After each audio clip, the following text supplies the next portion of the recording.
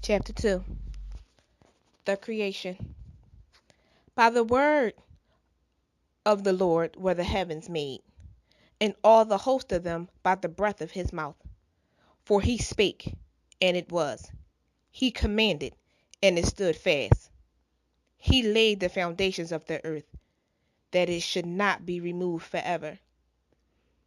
As the earth came forth from the hand of its maker, it was exceedingly beautiful.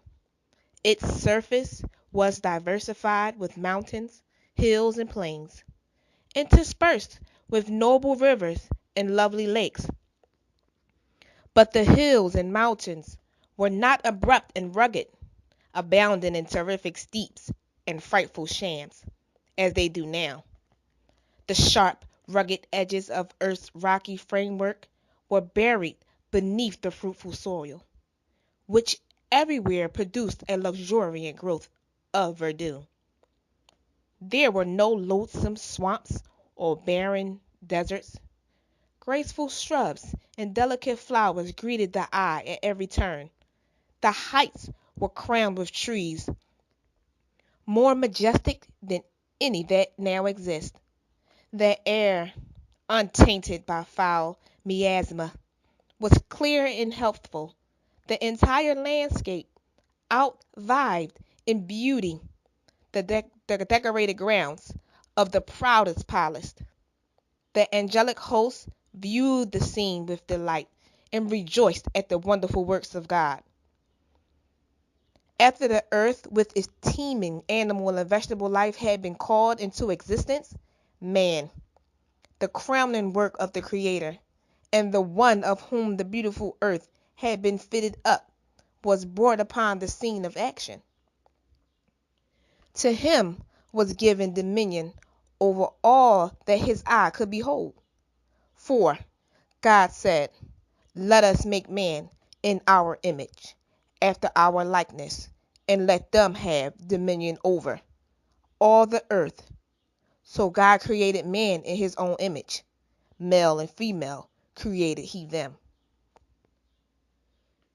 Here is clearly set forth the origin of the human race, and the divine record is so plainly stated that there is no occasion for erroneous conclusions.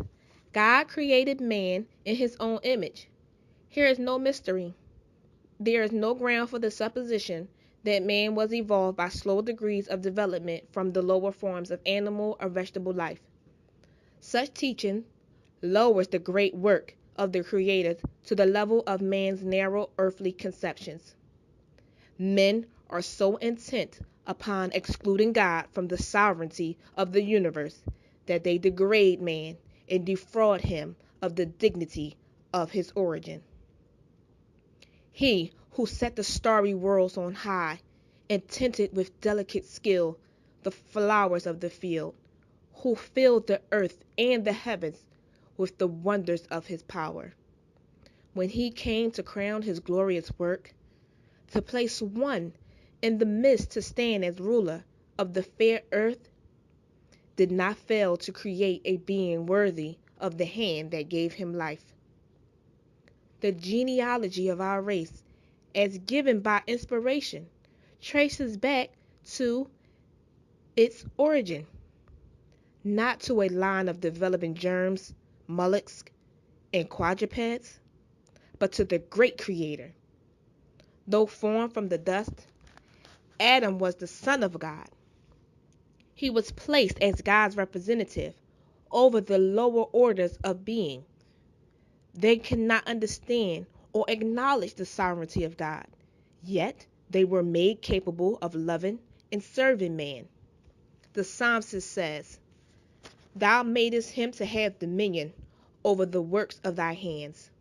Thou hast put all things under his feet, the beasts of the field, the fowls of the air, and whatsoever passeth through the paths of the sea." Man was to bear God's image, both in outward resemblance and in character. Christ alone is the express image of the Father, but man was formed in the likeness of God. his nature in harmony with the will of God. His mind was capable of comprehending divine things. His affections were pure.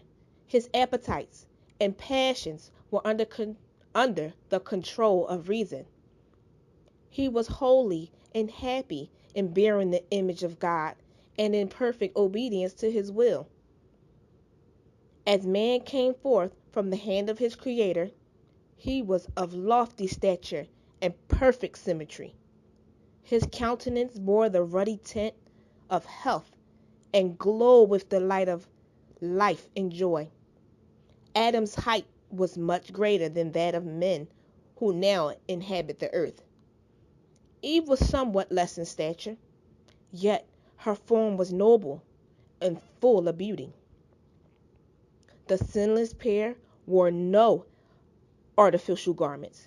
They were clothed with a covering of light and glory, such as the angels wear, so long as they lived in obedience to God. This robe of light continued to enshroud them. After the creation of Adam, every living creature was brought before him to receive his name. He saw that to each had been given a companion, but among them there was not found an helpmeet for him.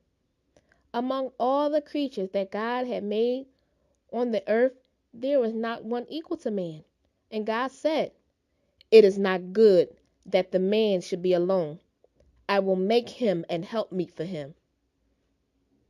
Man was not to dwell in solitude. He was to be a social being. Without companionship, the beautiful scenes and delightful employments of Eden would have failed to yield perfect happiness. Even communion with angels could not have satisfied his desire for sympathy and companionship. There was none of the same nature to love and to be loved. God himself gave Adam a companion. He provided an helpmeet for him, a helper corresponding to him, one who was fitted to be his companion, and who could be one with him in love and sympathy. Eve was created from a rib taken from the side of Adam, signifying that she was not to control him as the head, nor to be trampled under his feet as an inferior, but to stand by his side as an equal, to be loved and protected by him. A part of man, bone of his bone, flesh of his flesh, she was his second self, showing the close union and the affectionate attachment that should exist in this relationship. For no man ever yet hated his own flesh, but nourished and cherished it. Therefore shall a man leave his father and his mother, and shall cleave unto his wife, and they shall be one. God celebrated the first marriage. Thus the institution has for its originator the creator of the universe. Marriage is honorable. It was one of the first gifts of God to man, and it is one of the first institutions that after the fall Adam brought with him beyond the gates of paradise. When the divine principles are recognized and obeyed in this relation, marriage is a blessing. It guards the purity and happiness of the race. It provides for man's social needs. It elevates the physical, the intellectual, and the moral nature. And the Lord God planted a garden eastward in Eden, and there he put the man whom he had formed. Everything that God had made was the perfection of beauty, and nothing seemed wanting that could contribute to the happiness of the holy pair. Yet the Creator gave them still another token of his love by preparing a garden especially for their home.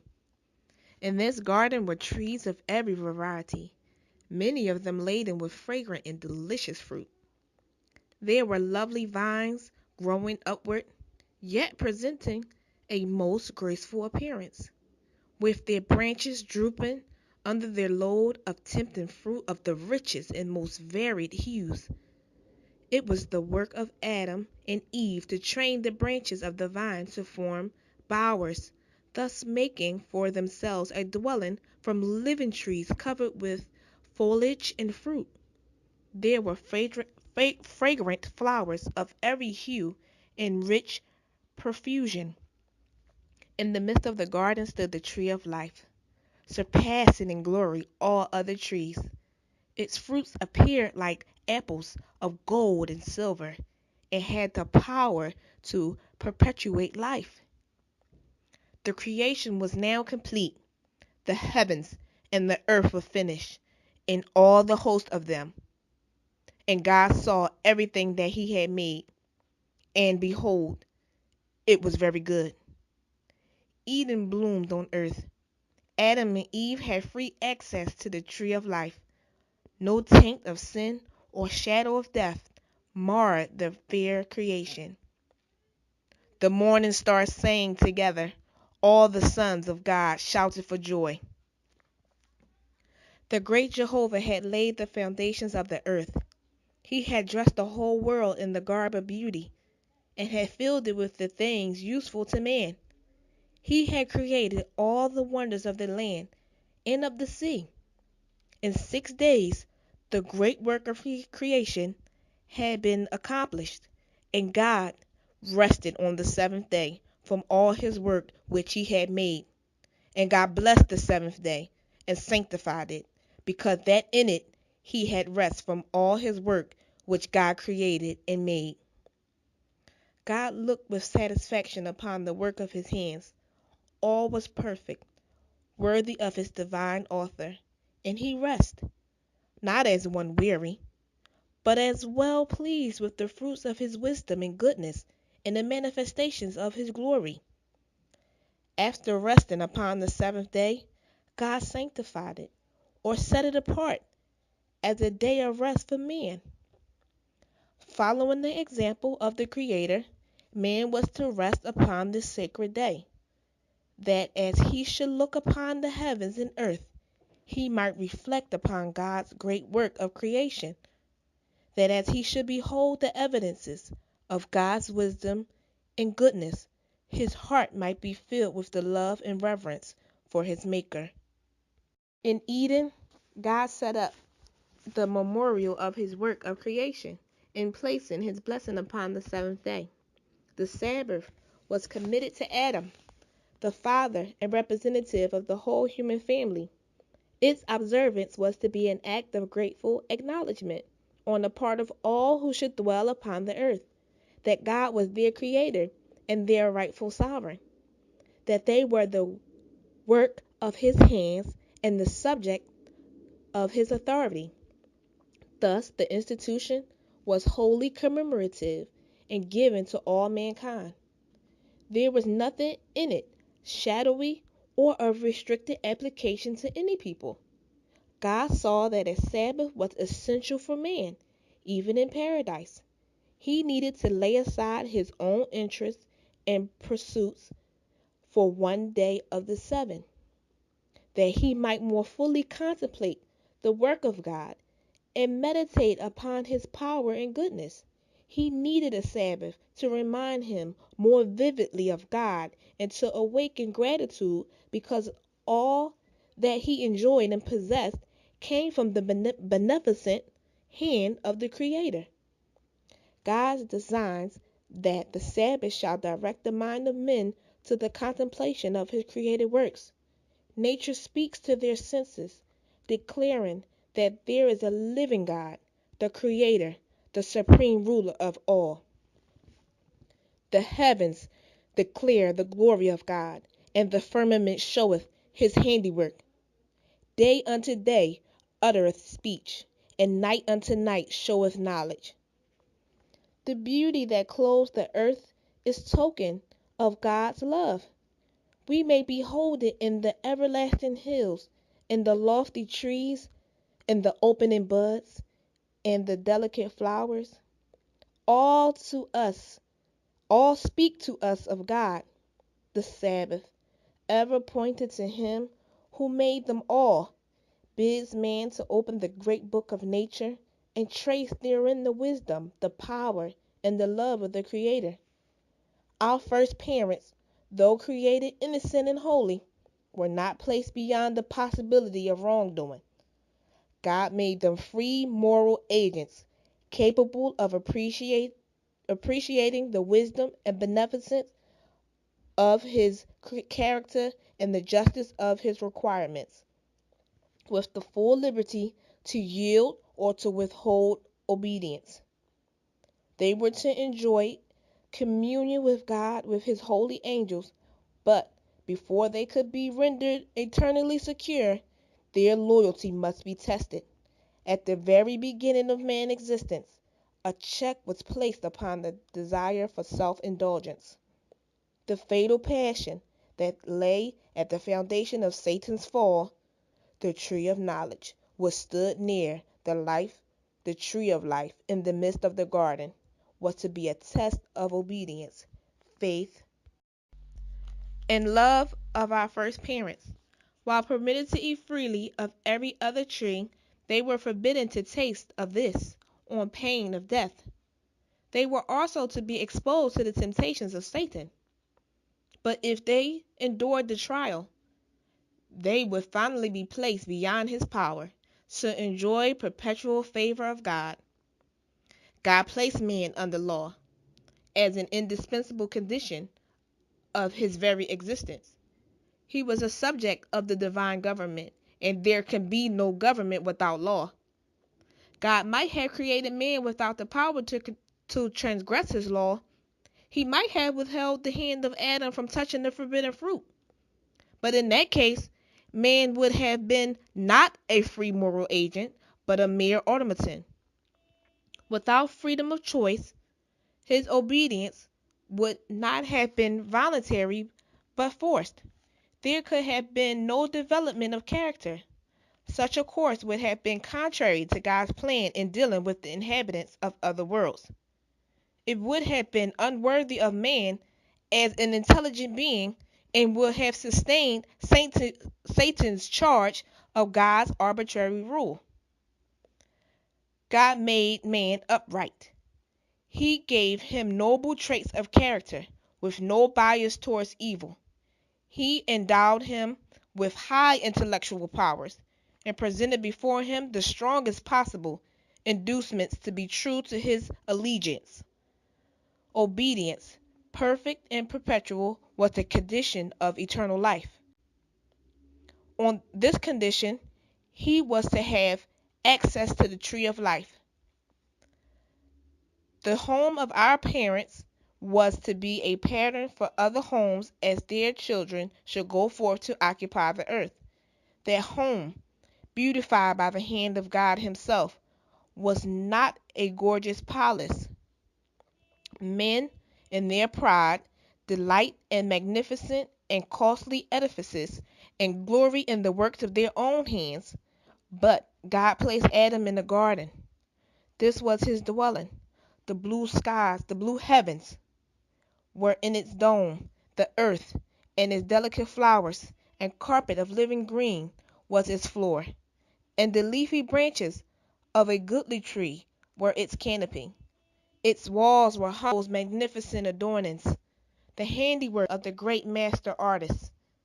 And the surrounding of the holy pair was a lesson for all time, that true happiness is found not in the indulgence of pride and luxury, but in communion with God through His created works. If men would give less attention to the artificial and would cultivate greater sympathy, they would come far nearer to answering the purpose of God in their creation. Pride and ambition are never satisfied, but those who are truly wise will find substantial and elevating pleasure in the sources of enjoyment that God has placed within the reach of all. To the dwellers in Eden was committed the care of the garden, to dress it, and to keep it. Their occupation was not worrisome, but pleasant and invigorating. God appointed labor as a blessing to man, to occupy his mind, to strengthen his body, and to develop his faculties. In mental and physical activity, Adam found one of the highest pleasures of his holy existence. And when, as a result of his disobedience, he was driven from his beautiful home and forced to struggle with a stubborn soil to gain his daily bread, that very labor, although widely different from his pleasant occupation in the garden, was a safeguard against temptation and the source of his happiness. Those who regard work as a curse, attended though it be with wearisome and pain, are cherishing an error. The rich often look down with contempt upon the working classes, but this is wholly at variance with God's purpose in creating man. What are the possessions of even the wealthiest in comparison with the heritage given to the lordly Adam? Yet Adam was not to be idle. Our Creator, who understands what it is for man's happiness, appointed Adam his work. The true joy of life is found only by working men and women. The angels are diligent workers. They are the ministers of God to the children of men. The Creator has prepared no place for the stagnating practice of indolence.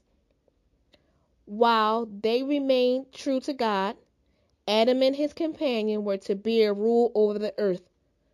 Unlimited control was given them over every living thing. The lion and the lamb sported peacefully around them and lay down together at their feet. The happy birds flitted about them without fear, as their glad songs ascended to the praise of their Creator. Adam and Eve united with them in thanksgiving to the Father and the Son. The holy pair were not only children under the fatherly care of God, but students receiving instruction from the all-wise Creator. They were visited by angels and were granted communion with their Maker, with no obscuring veil between them. They were full of the vigor imparted by the tree of life, and their intellectual powers was but little less than that of the angels. The mysteries of the visible universe, the wondrous works of Him which is perfect in knowledge, afforded them an exhaustless source of instruction and delight. The laws and operations of nature, which have engaged men's study for 6,000 years, were opened to their minds by the infinite framer and upholder of all. They held converse with leaf and flower and tree, gathering from each the secrets of its life. With every living creature, from the mighty Leviathan, they playeth among the waters, to the insect's mote that floats in the sunbeam. Adam was familiar. He had given to each his name, and he was acquainted with the nature and habits of all. God's glory in the heavens and innumerable worlds and their orderly revolutions, the balancings of the clouds, the mysteries of light and sound, the day and night, all were open to the studies of our first parents. On every leaf of the forest or stone of the mountains, in every shining star, in earth and in air and in sky, God's name was written. The order and harmony of creation spoke to them in infinite wisdom and power. They were ever discovering some attraction that filled their hearts with deeper love and called forth fresh expressions of gratitude. So long as they remained loyal to the divine law, their capacity to know, to enjoy, and to love would continually increase. They would be constantly gaining new treasures of knowledge, discovering fresh springs of happiness, and obtaining clearer and yet clearer conceptions of the immeasurable, unfailing love of God.